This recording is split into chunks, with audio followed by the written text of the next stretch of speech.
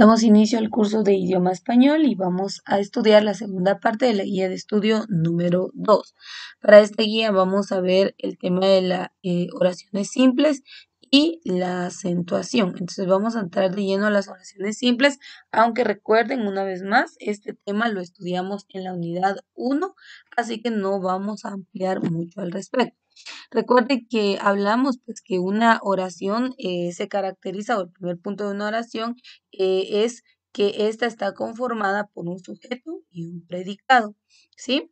El sujeto pues es el que en la oración indica de quién es que se está hablando, ese es el sujeto. Ahora el predicado es lo que se dice de quién se está hablando en la oración. En algunas ocasiones vamos a encontrar que hay oraciones que carecen de sujeto eh, y únicamente están compuestas por predicado. Entonces, fueron algunos puntos importantes que vimos respecto a las oraciones. Ahora veamos el concepto y dice la oración simple se caracteriza por tener un solo verbo conjugado. El verbo o sintagma verbal contiene dos unidades significativas, el sujeto, aquello de que se dice algo, y el predicado, lo que se dice del sujeto.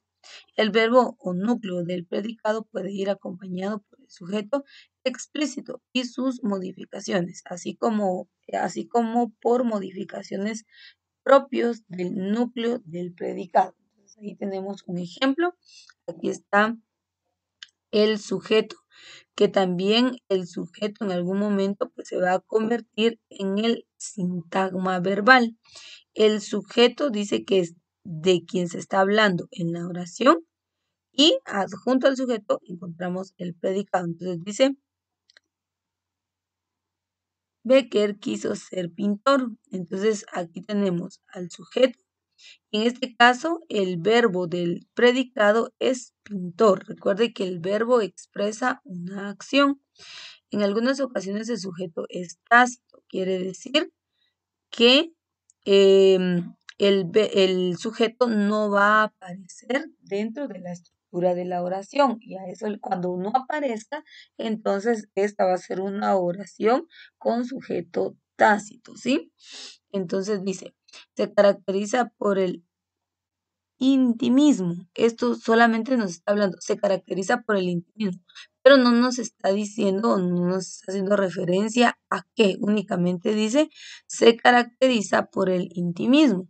Entonces aquí tenemos una oración con el sujeto tácito, no aparece y acá podría ser la referencia. Ella se caracteriza por el intimismo.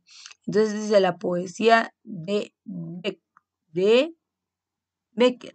Entonces aquí vemos que está oculto el sujeto dentro de la estructura de la oración. También vimos que las oraciones pueden ser unimembres y aquí solo vemos una frase y dice fuego. ¿Por qué? Está entre signos de admiración. Entonces vemos que no hay ni sujeto ni predicado, solo vemos una palabra que conforma la oración. Entonces se le conoce como una oración unimembre. Y bimembre dice, Jorge corre todas las mañanas. Aquí una oración bimembre es aquella que está compuesta de sujeto y predicado. Unimembre solo es una palabra que expresa una idea, una emoción, un sentimiento inmediato. ¿Verdad? Y aquí dice, fuego está únicamente dando a la acción. Acá, ¿no? Vemos que dice Jorge, sujeto. ¿Qué se dice de Jorge? Que corre todas las mañanas. Ese es el predicado y de igual manera que encontramos el verbo del predicado. Hay oraciones, dice, que no pueden dividirse en sujeto y predicado porque carecen de sujeto. Estas son las oraciones impersonales que ya vimos que se le conoce también como sujeto tácito, en las cuales no se puede decir quién realiza la acción. Y veamos, aquí están los ejemplos. Dice, ya está oscureciendo. Llovió toda la tarde. Entonces aquí no encontramos al sujeto. Estas oraciones son impersonales porque de igual manera, aunque queramos colocarle un sujeto, no sería posible. Vea, ya está oscureciendo, dice, pero no habría, al menos que reestructuremos la gramática de la oración, pero acá no podríamos asignarle un sujeto. Y en la segunda tampoco dice llovió toda la tarde. De igual manera, no es mi membre porque vemos que la mi membre está compuesta solamente por una palabra o expresa una idea. En algunas ocasiones las oraciones simples presentan más de una forma verbal como parte de una parífrasis verbal del infinitivo. Entonces vayamos a verlas. Y dice, tomar del gerundio tomando o del participio tomado. En estos casos, la oración tiene un núcleo verbal complejo, pero la oración sigue siendo simple. Ejemplo, dice, perífrasis del infinitivo. Gabriela debe tomar conciencia. Perífrasis del gerundio. José viene caminando muy rápido. Perífrasis del participativo. Antonio come sentado en la silla. Entonces aquí vemos que más que todo es la conjugación, por decirlo así, de la palabra. La clasificación. Dice, hay varios criterios para clasificar la oración simple. Uno de ellos se identifica según la naturaleza de su predicado. Según este criterio, puede clasificarse de la siguiente manera. Ya vimos que hay oraciones con sujeto tácito, hay oraciones unimembres y hay oraciones bimembres. Lo que vamos a ir rescatando es lo más relevante de la explicación del tema de las oraciones. Ahora, oraciones con predicado nominal, dice, ¿a qué se refiere? En el predicado presentan un verbo copulativo. Y ahí están los verbos copulativos, ser, estar, parecer, y un sustantivo o adjetivo. Entonces va adjunto. Ya vimos anteriormente, el sustantivo puede ser propio o puede ser común. Cuando hablamos de un sustantivo propio, nos referimos a alguna persona, al nombre de algún país. Y los comunes pues, son algún objeto, animal o cosa, ¿verdad? Ahora bien, el adjetivo puede ser de tiempo, modo, lugar, cantidad. Recuerden que el adjetivo nos da a conocer una cualidad. Entonces, aquí está diciendo que hay oraciones del predicado nominal y se refiere a aquellas en donde va a estar presente un verbo copulativo, que ya vimos que son ser, estar o parecer, y adjunto puede estar un sustantivo o un adjetivo. Y aquí dice, el ser humano es inteligente. Responde a ser. Entonces, aquí vemos que está ese copulativo adjunto a un adjetivo. Entonces aquí encontramos la estructura de una oración con predicado nominal. Siempre que encuentre ser, estar o parecer, obviamente estos tres verbos copulativos pueden aparecer conjugados. Entonces también tenemos que comprender esa parte, ¿verdad? La conjugación de los verbos. Entonces, y adjunto a este vaya un sustantivo o un adjetivo, entonces es una oración de predicado nominal. En este caso, el verbo funciona como un nexo o cópula y el adjetivo como núcleo del predicado.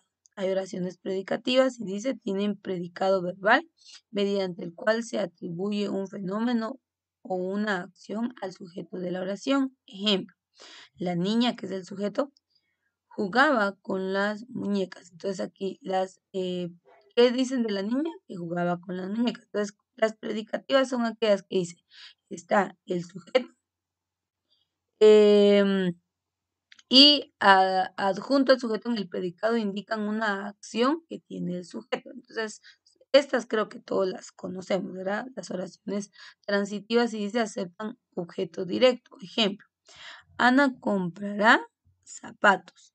Entonces, el objeto, está hablando de Ana, que es el sujeto. El predicado es comprará zapatos. El objeto directo son los zapatos. Eh, las oraciones intransitivas, dice, no aceptan objeto directo. Ana duerme plácidamente. Entonces, aquí vemos que el sujeto es Ana, duerme plácidamente es el predicado, pero no hay objeto directo.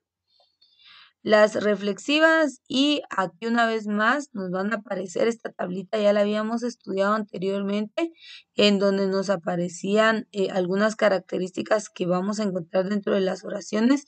Entre ellas está el modificador directo, el modificador indirecto y la aposición. El modificador directo dice es un artículo o adjetivo. Ya hablamos los artículos, el, lo, la, las, los. Un adjetivo puede ser tiempo, modo, lugar, eh, y esas son cualidades. Entonces dice, se unen directamente al núcleo, no necesitan nexo. Ejemplo, dice la luna redonda y brillante. Entonces aquí hay un modificador directo. Redonda, brillante son los modificadores. Modificador indirecto dice es un sintagma nominal, necesita de un nexo para unirse al núcleo. El nexo es una proposición y entre las preposiciones, podemos encontrar a, ante, bajo, con, contra, desde. Y aquí vemos, dice, lleno de trinos amaneció el día de mi cumpleaños. Entonces aquí está el modificador directo. El día de mi cumpleaños. Entonces aquí vemos que hay una preposición adjunto, hay un adjetivo y entonces ahí se conforma el modificador indirecto. La posición dice es equivalente al núcleo del sujeto.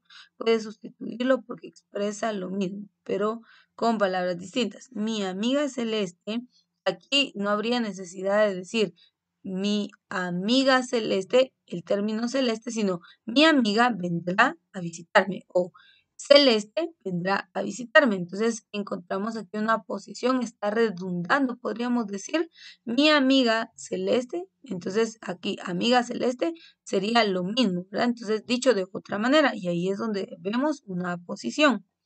Y de igual manera, pues también hay modificadores del predicado, entre los cuales encontramos el objeto directo y el objeto indirecto. También lo que son las circunstanciales. Entonces, esto ya lo habíamos estudiado en la unidad 1, que eran las estructuras de las oraciones. Acá les dejo algunos ejercicios para que ustedes puedan repasar. No me voy a tener mucho ahí por cuestiones de tiempo, pero nos vamos a ir a lo que es la acentuación de hiatos y formas verbales. Primero, tenemos que comprender eh, el abecedario está conformado por vocales y consonantes, de donde nosotros encontramos lo que son los diptongos y el hiato. Entonces vamos a ver estos dos primeros y dice, todas las palabras que conforman el idioma español poseen una sílaba acentuada que se pronuncia con mayor fuerza, se denomina sílaba tónica. Entonces, la acentuación puede ser ortográfica o diacrítica, que es esa línea oblicua que le colocamos a la vocal para darle ese acento, o bien puede ser prosódico, que únicamente nosotros pronunciamos en la palabra, hacemos la pronunciación de ese acento. Entonces, primer punto, la sílaba en donde encontremos la línea oblicua se le conoce como la sílaba tónica. El acento sirve para destacar una sílaba entre la palabra. Le otorga sonoridad e intensidad. Existen dos clases de acentos, el prosódico o fonético y el ortográfico tilde, que ya se los expliqué. Prosódico o fonético cuando nosotros le damos fuerza a la palabra. Por ejemplo, acá en la palabra clases, yo no podría, el acento se lo estoy dando a la sílaba cla por la intención de la palabra, por la fuerza de la palabra. La pronunciación también dice clases de acentos. De igual manera, ahí le estoy dando una fuerza, aunque no lleva la línea oblicua, a eso le conocemos como el acento prosódico. En este caso, encontramos dentro de esta palabra prosódico, también encontramos el ejemplo del acento ortográfico, la tilde o la rayita oblicua. Y si se dan cuenta también en la siguiente palabra, fonético. De igual manera vemos que está la acentuación, entonces ahí donde encontramos la sílaba que tiene la mayor fuerza, sea esta prosódica o fonética, allí nosotros estamos encontrando la sílaba tónica. Según las reglas vigentes de acentuación, se tildan las letras las letras vocales mayúsculas y minúsculas se siguen estos lineamientos. O sea, independientemente de que usted escriba en mayúscula o bien en minúscula, usted debe tildar sus palabras. Entre otras reglas que podemos mencionar, para efectos de acentuación, la Y debe tomarse como consonante. La letra H no cuenta para las reglas de acentuación y no impide la formación de diptongos en las palabras. En la letra U de las sílabas güe, gui y que y ki no cuenta como vocal, no forma diptongo por la vocal siguiente. La letra U de güe y gui forman diptongo con e, i, porque la diéresis vuelve tónica a la U. Los nombres propios extranjeros se escriben como en el idioma original. Las reglas de la acentuación solo se le aplica si el nombre está castellanizado. Es decir, que si encontramos algún nombre en inglés, que su redacción sea en inglés y veamos que se conforma un diptongo o un hiato, un triptongo, pues no lo vamos a considerar porque no está escrito al español. Ahora sí, tipos de palabras según el acento. Sabemos que hay palabras agudas y le llamamos agudas porque el acento lo encontramos en la última sílaba. Y aquí está, cambio, jamás y canción. Entonces, si dividimos las palabras por sílabas, acá encontraríamos la última sílaba, entonces es una palabra aguda. Encontramos también palabras graves y les llamamos graves porque el acento lo encontramos en la penúltima sílaba. Aquí tenemos algunos ejemplos. Fósil, fácil, cáncer. Si dividimos la palabra fósil en sílabas sería fósil. Y si encontramos aquí sería primera sílaba, sería última sílaba, perdón, y penúltima, perdón, sílaba. Última, penúltima y antepenúltima, perdón.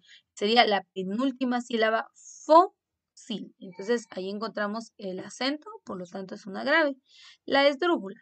Tienen el acento ahí sí en la antepenúltima. Entonces dividamos estas palabras por sílabas.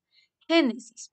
Génesis. Entonces sería última, penúltima y antepenúltima sílaba. Por lo tanto, es una esdrújula.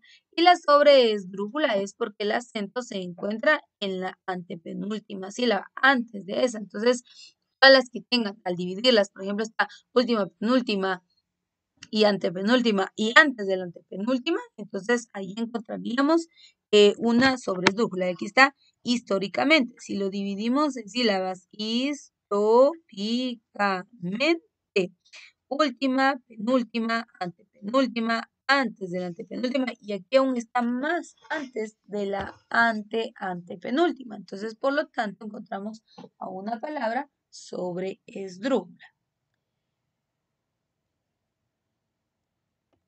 Ahora sí, vayamos a lo que es el diptongo.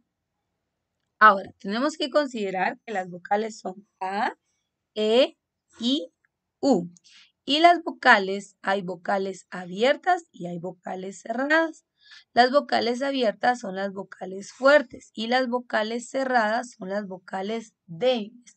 Entonces, en este caso, las vocales abiertas o fuertes son A, E, O. Una vez más, las vocales abiertas o fuertes son A, E, O. Y las vocales cerradas o débiles son I, U. Entonces, entendamos o entendidos estos dos puntos de vocales abiertas y cerradas, entonces vamos a poder comprender el tema de los diptongos. Y dice, cuando se une una vocal abierta con una cerrada o dos cerradas, se forma diptongo. Una vez más, cuando se une una vocal abierta, es decir, A, E, O, con una cerrada o dos cerradas, se forma diptongo. Las cerradas I, U y los ejemplos son premio, aire, Luis, viento. Si verificamos premio, E, abierta. Perdón, aquí sería, estaba yo en otro punto. Premio. Y, perdón, es cerrada. Y O es abierta. Entonces aquí encontramos el diptongo, porque se está uniendo una abierta con una cerrada. Aire. A es una abierta. Y, es una cerrada. Entonces ahí tenemos un diptongo. Entonces siempre que en la estructura de una oración nosotros encontremos lo que es una vocal abierta y una vocal cerrada, entonces ahí encontraremos que estén unidas, claro está, ahí encontraremos un diptongo. Bueno, dice las palabras que llevan diptongo se tildan cuando el acento sonoro cae sobre esa sílaba de acuerdo con la regla. El acento sonoro cae sobre la vocal abierta. Ejemplos. Demuéstramelo. eh, caus- cáustico, extendiéndose, diálisis y puntapié.